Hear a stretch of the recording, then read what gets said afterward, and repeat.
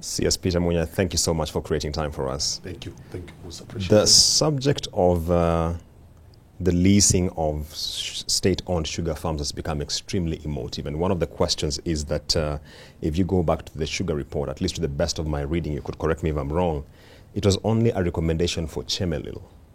How come now we are having the 5 state farms? Well, because the 5 state farms are in the same state as Chemelil, they are all not doing well.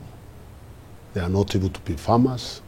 They are not able to pay salaries for workers. If you go around the sugar growing area, you find even the estate farming that used to take place is no longer happening. So there is serious poverty and disaffection among sugarcane farmers, and they have been asking government to find solutions for them. So when the task force came up with an idea of leasing one of them, we picked that idea. We thought it is fit even for the others, because we think it is better government divest itself from sugar farming and leave it to private sector, who have been doing quite well. To hold you to that point, CS, and really to be fair, if that is the case, shouldn't we have taken this through the privatization commission, as some have actually asked? Yes, we should have, if that would have worked. Remember, we've tried that for many years. In fact, the privatization of the sugar mills even go to our record since Kibaki time. That has been an agenda, but it has never worked, because the way the law is crafted, it is very difficult to privatize through that route.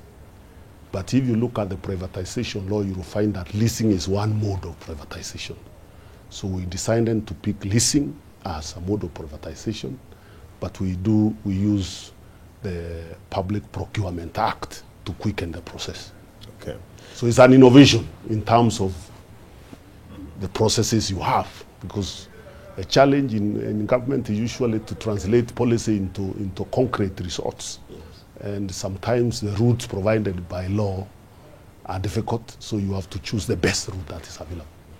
At the end of the day, what is important is, are you serving the interests of the stakeholders, who are the farmers? Okay.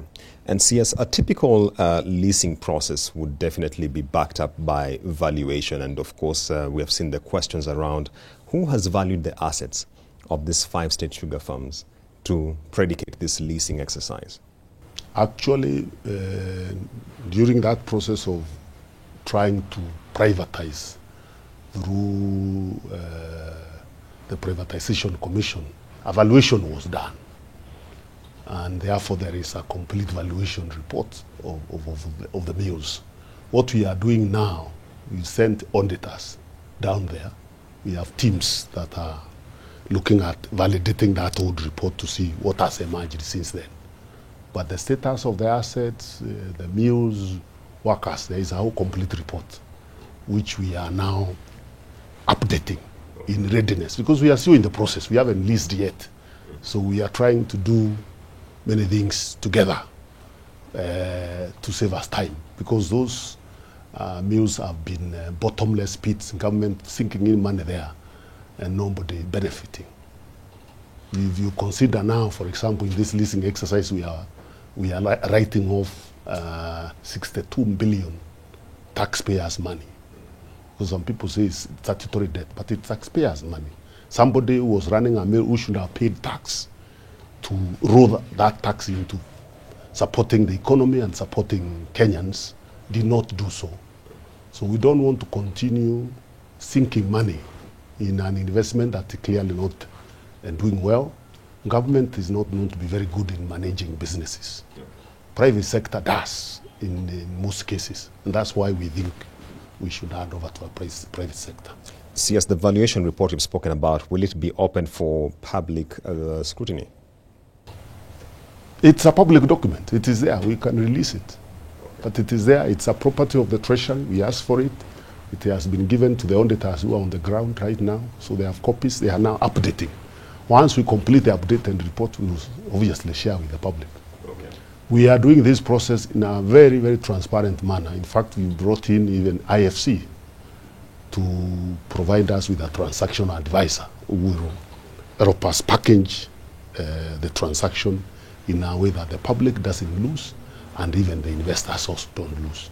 See, as to the best of our knowledge, you or your office has disbanded the boards of two state millers, that is Nzoia and Sony, in the middle of key transactions. Is this the case, and why is that the case? What do you mean by key transactions? That there was an exercise which was being undertaken by this particular state millers to try and get back into financial soundness. Those millers are not able to get back to anything. They have been camping here asking us for money. Nzoia has been asking us for 300 million. There was 400 million given to them in the past, which they can't even account for. So let them not give you that wrong impression that there is anything they are going to do. What is required is there is serious investment to turn that place around. It's not small money. And we think they have made the right decision. We disbanded the boards because if you're already privatizing, and what you are privatizing are assets, you can't still have a board running because a board is already a legal entity. Now, if it is already in place and running, then what are you privatizing? So it is part of the process of privatizing. You remove the boards, you put in a management committee, which has terms of reference to make sure, of course, no extra debt is incurred, to make sure assets are not stolen, to make sure there is no inflation of debts, because that can also happen. So it's part of making sure that the assets remain the same, preserved, as we go through the process of leasing. Okay. So it is not because we have anything against those gentlemen and women who are running the places, but it's the roadmap says we do that at this stage. Okay. And could you give us some insight into the nature of this lease arrangements? Because how long are they? Just give us a sense of how they look like.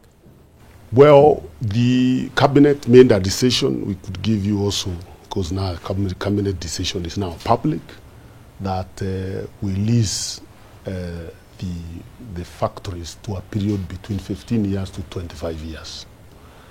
That is to give the investor period that is enough for him to recoup his investments.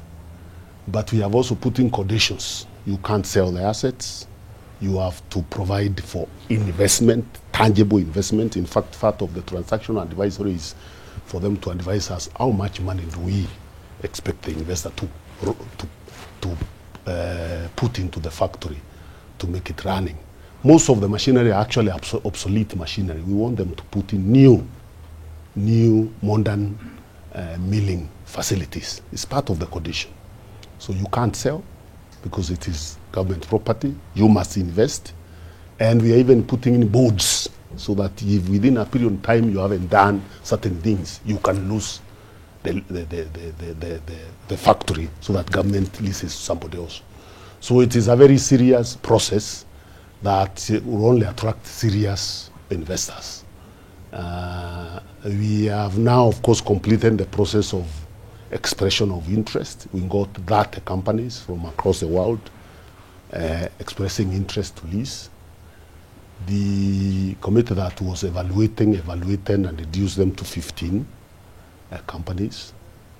The next step, once we sort out the court issue that has just come up last week, is to move to the stage of invitation of proposals. Those companies now will be told, present your proposals on what you are offering in terms of your investment in these factories once they are leased to you. The court matter which materialized last week gave the government agencies 14 days, yourselves included, to respond to the issues raised. How far are we with this? Well, we are responding. First of all, the court decision is quite confusing because it doesn't even, when a court gives an order, it's supposed to be very clear and specific. When you say stop the leasing, what do you mean? Because we are in the middle of it. I've already sacked the boards. There is a committee doing its work. There is on the task doing the work. What exactly have you stopped me from doing? So this is why sometimes you wonder whether some of these courts are not driven by other interests, or probably don't even understand. I don't know, because it's very difficult for me even to understand the court order itself. All right. And that point by CS Munya takes us to a break. Remember, we are discussing the issue of the intended leasing of 5 state-owned sugar mills. Don't touch the dial. We'll be back with a lot more on this subject.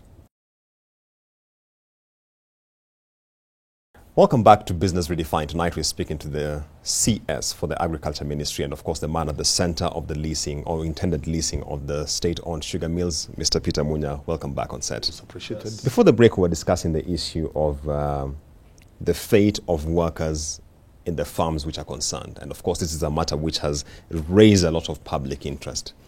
You give us the assurance that the leasing process going on, everyone will be retained on the terms they have been? Within the leasing conditions as determined by Cabinet is the condition that whoever leases the factories must take care of the workers in terms of paying them their arrears and taking them on board the way they are under the current terms of their employment.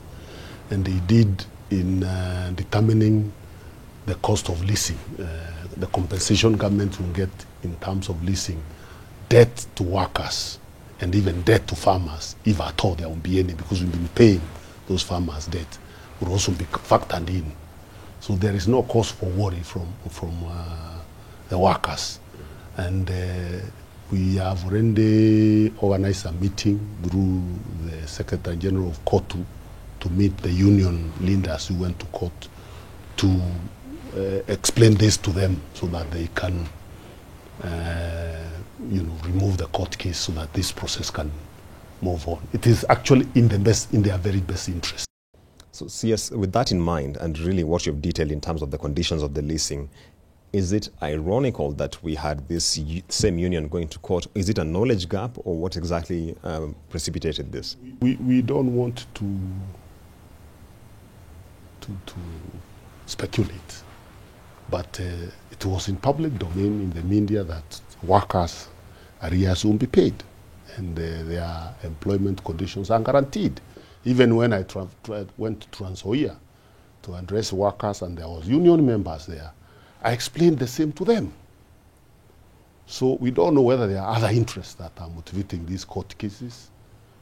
We really don't know. But we are ready and willing to explain to them. They even wrote a letter which we actually replied, but before they got the letter, they were already in court. We had replied explaining this matter to them. CS, some skeptics would say that we all know, for example, previously we've seen the privatization of Mumias in 2001, and today you look at the state of Mumias. What confidence do you have that this leasing exercise will again now turn around these entities?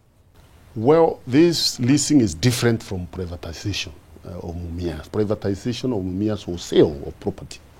And therefore, once somebody has bought the property, you can't direct him around what to do with the property, because that property becomes his property. We think leasing is a better model because it still gives government control. The property remains government property, and you must continue fulfilling the conditions provided for in the lease agreement for you to continue enjoying the occupancy of the property. So it's a better model. It takes care of workers, as I've explained. It also takes care of farmers, because farmers are also, you have to guarantee market for the farmers. You have to invest determined sums of money within a particular period when you take over. So it's an improvement in what the debacle of Mumias. And I think it will work. And CS, do you think there's perhaps a systemic challenge with the sugar sector in Kenya, given the years of wars we've had with this particular sector, including the present situation, that perhaps is just bedeviling the sector right from the structural nature of itself? Certainly there is some systemic issues. Remember, there is also issue of the COMESA regulations that have allowed us to keep safeguards for our sector. We have protected the sector, and we allow importation of sugar to deal with the current the shortfall What has happened over the years is sometimes people who came into the sector were only coming so that they can get licenses to import sugar, not to invest in the production. And that's what brought down the sector to where it is now. Now, over time, the private investments are picked off, especially when government decided that if you are milling sugar, you can't also be an importer. And even the current regulations, what you have said is, if you are a miller, concentrate on milling and investing in production.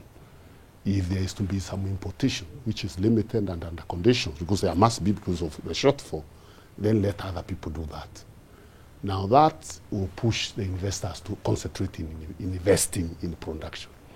Once you bring the other investors to take over the other mills, the combination of the 5 mills contributes 30% of the market. Again, that will help resuscitate the sector again. When you talk about the COMESA safeguards, one reality that the Kenyan industry must now deal with is that we are entering the Africa Continental Free Trade Area framework, which is more liberalized than anything else. So the reality of sugar safeguards ideally should be disappearing. Do you see this as a challenge, as an opportunity? Do you think we are competitive enough? You know, even COMESA safeguards were not supposed to be there forever. In fact, part of the condition was privatization of. But we sought extension, not once. Yeah? But the extension comes because government goes and pleads. Look, we haven't done what we were supposed to do. Could you allow us more time? And that's a problem. It is a big problem. It is a big problem.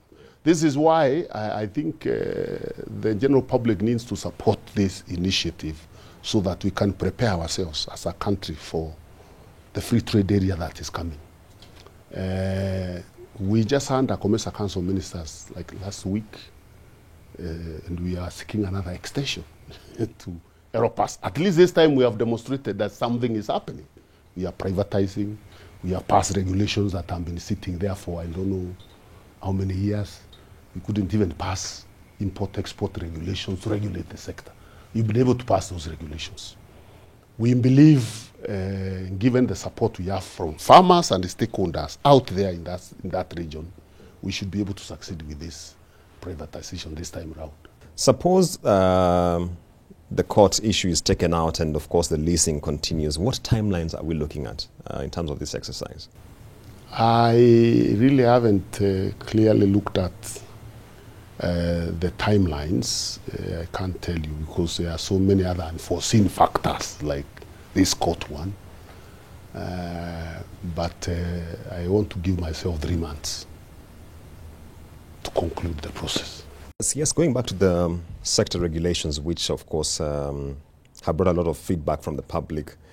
How do you feel the reception has been? Because we've, of course, received mixed reports. Some are for, some are not for. What do you see as the challenge here? Wasn't there adequate public participation on what the issue is? You see, the problem is managing those different interests. Those who are not for them, probably those who are benefiting from the current situation.